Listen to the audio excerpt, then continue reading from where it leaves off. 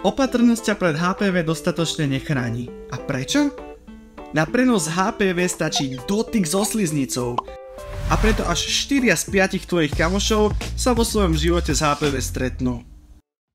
Nákaza HPV vírusom vôbec nesúvisí s tým, aký vysoký je tvoj body count, no ani so sedením doma s mobilom v ruke.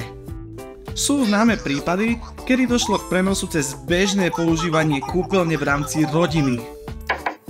Veru, môžeš mať smolu s jedným, ale šťastie s viacerými partnermi.